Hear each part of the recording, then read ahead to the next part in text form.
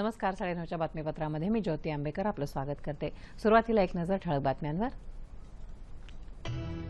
रालोआचे राष्ट्रपती पदाचे उमेदवार रामनाथ कोविंद यांना अखेर शिवसेनेचा पाठिंबा जाहीर. मात्र जातीचं राजकारण न करण्याचा उद्धव ठाकरे यांचा सल्ला. कोविंद यांच्या उमेदवारीला बसपा, बीजेडी, टीआरएस, वायएसआर, काँग्रेस या बिगर रालोआ घटक पक्षांचंही समर्थन. येत्या 30 जूनच्या मध्यरात्री वस्तू आणि सेवा कर कायद्याची राष्ट्रपतींच्या उपस्थितीमध्ये औपचारिक सुरुवात होणार. अरुण जेटली यांची माहिती. देशात 31 नवे विमानतळ लवकरच सुरू होणार. नागरी हवाई उड्डाण क्षेत्रामध्ये मोठ्या गुंतवणुकीची जयंत सिन्हा यांना अपेक्षा. राजर्षी शाहू शिक्षण शिष्यवृत्ती योजनेची व्याप्ती वाढली. कृषी पदवीचं शिक्षण घेणाऱ्यांनाही अनुदान मिळणार. राज्य मंत्रिमंडळाचा निर्णय. 1993च्या मुंबई बॉम्बस्फोट प्रकरणामधल्या दोषींच्या शिक्षेसाठी युक्तिवाद सुरू. उद्या शिक्षा सुनावली जाण्याची शक्यता. आणि उद्या जागतिक योग दिन. विविध कार्यक्रमांना होणार साजरा. जगभरात अनेक ठिकाणी कार्यक्रमांची तयारी अंतिम टप्प्यात. आणि आता सविस्तर वृत्त. राष्ट्रीय लोकशाही आघाडीनं राष्ट्रपती पदासाठी निवडलेले रामनाथ कोविंद यांच्या निवडीला शिवसेनेनं पाठिंबा जाहीर केला आहे. तसंच शिवसेनेची सर्व मतं कोविंद यांनाच मिळतील अशी घोषणा शिवसेना पक्षप्रमुख उद्धव ठाकरे यांनी आज सायंकाळी केली. मात्र जातीचं राजकारण कोणीही करू नये असा टोलाही ठाकरे यांनी लगावला.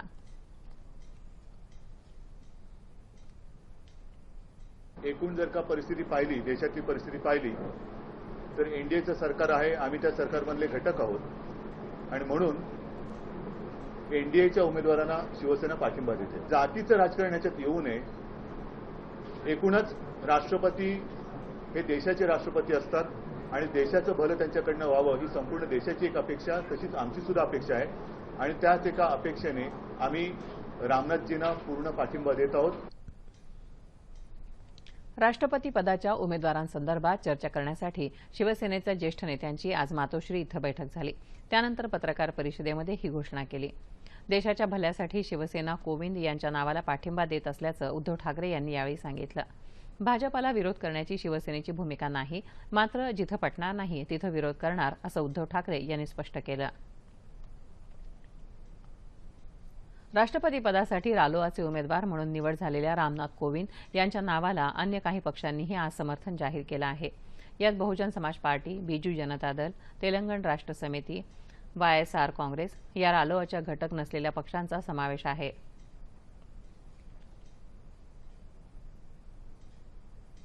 रालोआचे घटक पक्ष असलेल्या तेलुगू देसम पार्टी, लोक Janshakti party, Republican party of India यांनी कालच आपला पाठिंबा जाहीर केला आहे. रालोआनं राष्ट्रपती पदासाठी उमेदवारी दिलेल्या रामनाथ कोविंद यांच्यामुळे दलित व्यक्तीचा बहुमान होत आहे. या उमेदवारीचा आपल्यासह आंबेडकरी जनतेला आनंद होत आहे अशी प्रतिक्रिया केंद्रीय सामाजिक न्याय राज्यमंत्री रामदास आठवले यांनी दिली. ते आज पंढरपूर इथं आयोजित पत्रकार परिषदेमध्ये बोलत होते. पंतप्रधान मोदी यांना राज्यघटनेविषयी नितांत आदर असून कोविंद यांच्या आडून संविधान बदलाचा कुठलाही प्रकार होणार नाही असं सांगत आठवले यांनी भारिप बहुजन महासंघाचे अध्यक्ष प्रकाश आंबेडकरांचा आरोप खोडून काढला. उद्धव ठाकरे यांनी कोविंद यांना पाठिंबा द्यावा अशी अपेक्षा त्यांनी व्यक्त केली. येत्या 30 जून रोजी मध्यरात्री 12 वाजता राष्ट्रपती प्रणव मुखर्जी यांच्या उपस्थितीमध्ये वस्तू आणि सेवा कराची औपचारिक सुरुवात होईल अशी माहिती केंद्रीय वित्तमंत्री अरुण जेटली यांनी दिली. नवी दिल्लीत घेतलेल्या पत्रकार परिषदेमध्ये ते बोलत होते.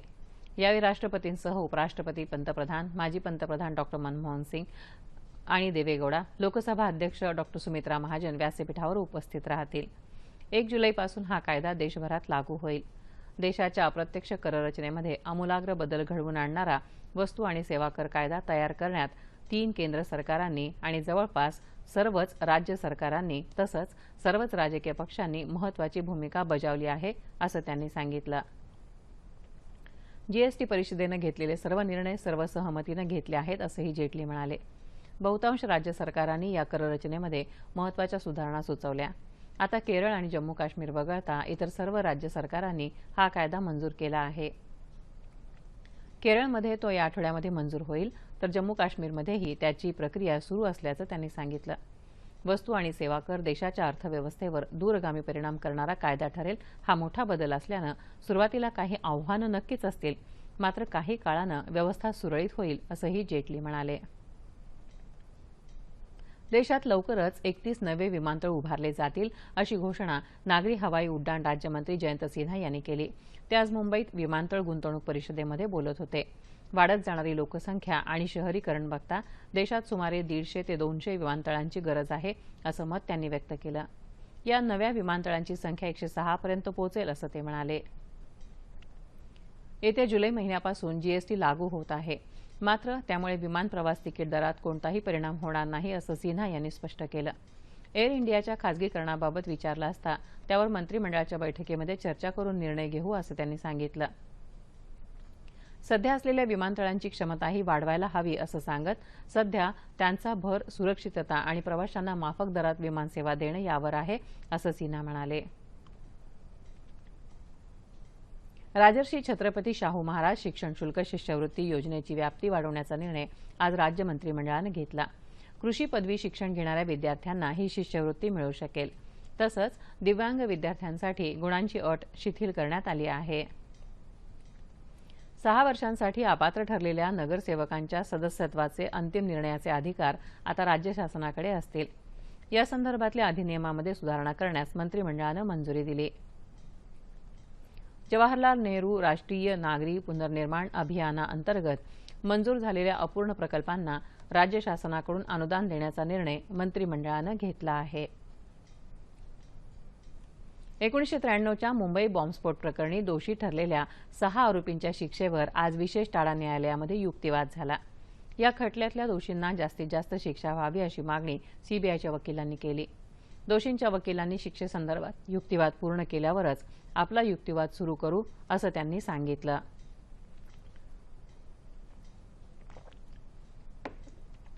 या प्रकरणी सरकारी वकिलांनी आधी युक्तिवाद करावा, अशी मागणी बचाव पक्षानं केली होती. मात्र न्यायालयानं ती मागणी फेटाळली. उद्याही ही सुनावणी सुरू राहणार असून सरकारी पक्षांनी युक्तिवाद पूर्ण केल्यास उद्या शिक्षा सुनावली जाण्याची शक्यता आहे. या प्रकरणी टाडा न्यायालयानं अबू सालेम आणि मुस्तफा डोसा यांच्यासह 6 आरोपींना दोषी ठरवलं आहे.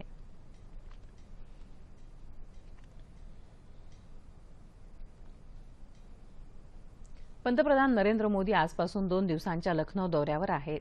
3ऱ्या आंतरराष्ट्रीय योग दिनानिमित्त उद्या लखनौमधल्या रमाबाई आंबेडकर मैदानामध्ये भव्य योग कार्यक्रमाचं आयोजन करण्यात आलं असून या कार्यक्रमाचे प्रमुख पाहुणे म्हणून पंतप्रधान उपस्थित राहणार आहेत. जवळपास 80 मिनिटं चालणाऱ्या कार्यक्रमामध्ये 60,000हून अधिक लोक सहभागी होणार आहेत. या दौऱ्यादरम्यान जानकीपुरममध्ये केंद्रीय औषध संशोधन संस्थेच्या नव्या परिसराचं उद्घाटन मोदी यांच्या हस्ते झालं. तसंच डॉ. एपीजे अब्दुल कलाम तंत्रज्ञान विश्वविद्यालयाच्या नव्या इमारतीचं उद्घाटनही पंतप्रधानांनी केलं. त्यानंतर Lucknow Kanpur DC transmission line देशाला समर्पित केली. प्रधानमंत्री आवास योजनेअंतर्गत 20 लाभार्थ्यांना घरकुलांच्या कागदपत्रांचं वाटपही त्यांनी केलं.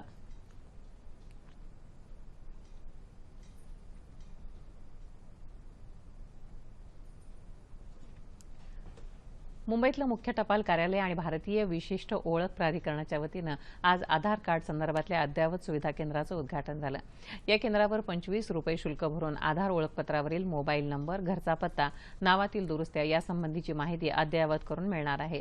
येत्या 2 महिन्यांमध्ये महाराष्ट्र तसंच गोव्यातल्या सर्व टपाल कार्यालयात ही सुविधा उपलब्ध होणार असल्याचं मुख्य पोस्ट अधिकारी हरिश्चंद्र अग्रवाल यांनी यावेळी सांगितलं.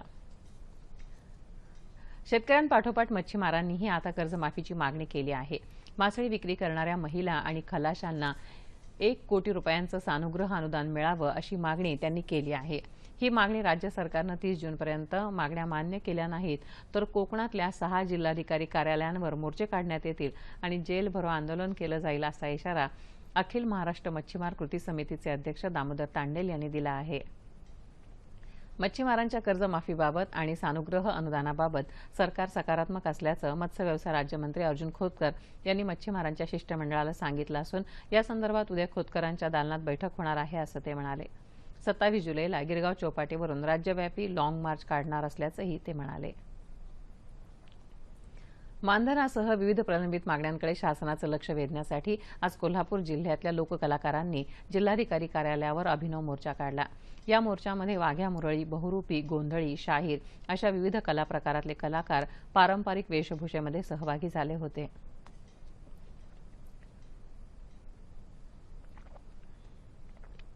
कोल्हापूर जिल्ह्यातल्या 1228 कलाकारांचं मानधन गेल्या 3 वर्षांपासून थकीत आहे। या मागणीसाठी महिनाभरापूर्वी केलेल्या आंदोलनानंतर 120 जणांचं मानधन मंजूर झालं, परंतु 1108 कलाकारांच्या मानधनाचा प्रस्ताव अद्याप मान्य झाला नाही। वृद्ध कलाकारांना निवृत्ती वेतन मिळण्याची नितांत गरज आहे, ते तातडीनं द्यावं।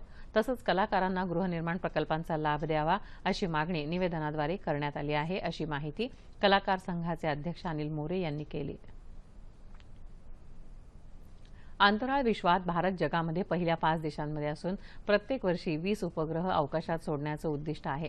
त्यामुळे इस्रोमध्ये तरुणांना रोजगार मिळण्याची संधी वाढणार आहे, असं प्रतिपादन इस्रोचे शास्त्रज्ञ डॉक्टर MRS प्रसाद यांनी पालघर इथं केलं।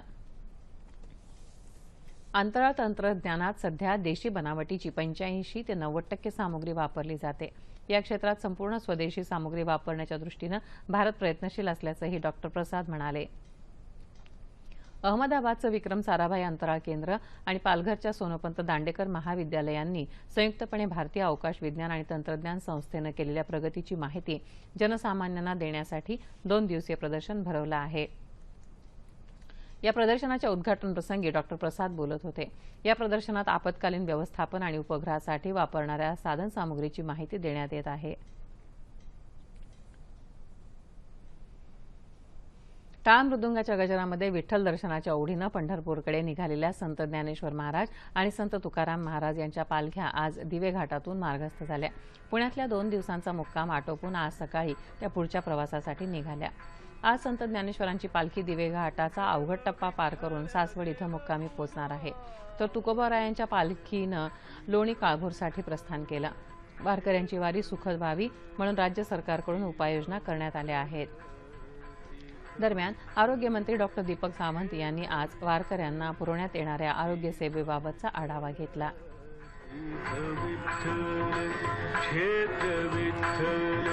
देव विठ्ठल देव पूजा विठ्ठल तीर्थ विठ्ठल क्षेत्र विठ्ठल तीर्थ विठ्ठल क्षेत्र विठ्ठल तीर्थ विठ्ठल। लंडन इथं सुरू असलेल्या जागतिक हॉकी लीग उपांत्य फेरी स्पर्धेमध्ये आज ब गटाच्या शेवटच्या सामन्यामध्ये नेदरलँडनं भारताचा 3-1 असा पराभव केला। पहिल्या क्वार्टरमध्ये नेदरलँडनं 2-0नं आघाडी घेतल्यानंतर दुसऱ्या क्वार्टरमध्ये आकाशदीप सिंगनं गोल करत आघाडी कमी केली। मात्र तिसऱ्या क्वार्टरमध्ये तिसरा गोल झळकावत आणि शेवटच्या क्वार्टरच्या अखेरपर्यंत ही आघाडी टिकवत नेदरलँडनं विजयावर शिक्कामोर्तब केलं। उपांत्यपूर्व फेरीतलं आपलं स्थान या दोनही संघांनी आधीच पक्क केलं होतं। मात्र पराभवामुळे ब गटात भारत आता दुसऱ्या क्रमांकावर राहिला, तर नेदरलँडनं अव्वल स्थान पटकावलं आहे।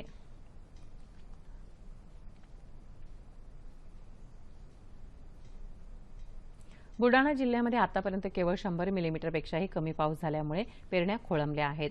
जूनच्या पहिल्या आठवड्यामध्ये पावसानं हजेरी लावली, मात्र त्यानंतर पावसानं दडी मारल्यानं शेतकऱ्यांनी पेरण्यांना सुरुवात केलेली नाही। धुळे जिल्ह्यातही गेल्या 8 दिवसांपासून पाऊस नाही। जूनच्या सुरुवातीला पडलेल्या पावसानंतर काही शेतकऱ्यांनी पेरण्या केल्या, मात्र त्यानंतर पावसानं ओढ दिल्यामुळे धुळ्यातल्या शेतकऱ्यांवर दुबार पेरणीचं संकट निर्माण झालं आहे। राज्यात इतर ठिकाणीही वेगळं चित्र नसून अनेक ठिकाणी पावसानं उसंत घेतली आहे, त्यामुळे तापमानातही वाढ झालेली दिसून येत आहे। येत्या 36 तासामध्ये दक्षिण कोकणामध्ये मुसळधार पाऊस पडेल।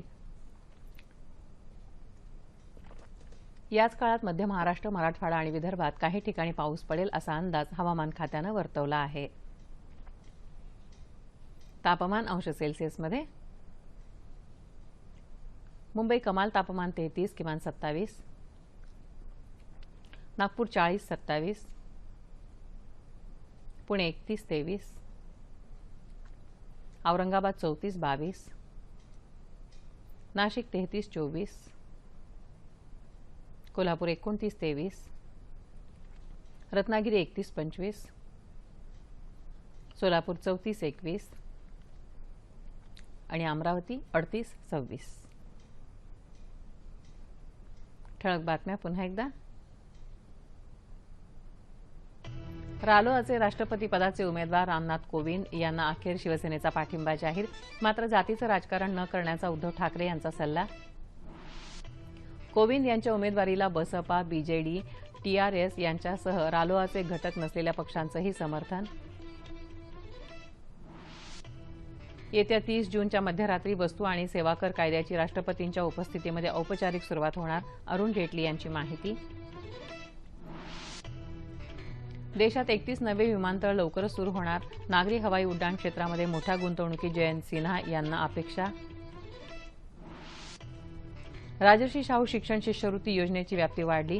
कृषी पदवीचं शिक्षण घेणाऱ्यांनाही अनुदान मिळणार. राज्य मंत्रिमंडळाचा निर्णय. 1993च्या मुंबई बॉम्बस्फोट प्रकरणामधल्या दोषींच्या शिक्षेसाठी युक्तिवाद सुरू. उद्या शिक्षा सुनावली जाण्याची शक्यता. आणि उद्या जागतिक योग दिन विविध कार्यक्रमांना होणार साजरा. जगभरात अनेक ठिकाणी कार्यक्रमांची अंतिम टप्प्यातली तयारी सुरू. याबरोबरच हे बातमीपत्र संपलं. तेव्हा पुन्हा भेटूया उद्या सकाळी 8:30 वाजता सह्याद्री वाहिनीवर. नमस्कार.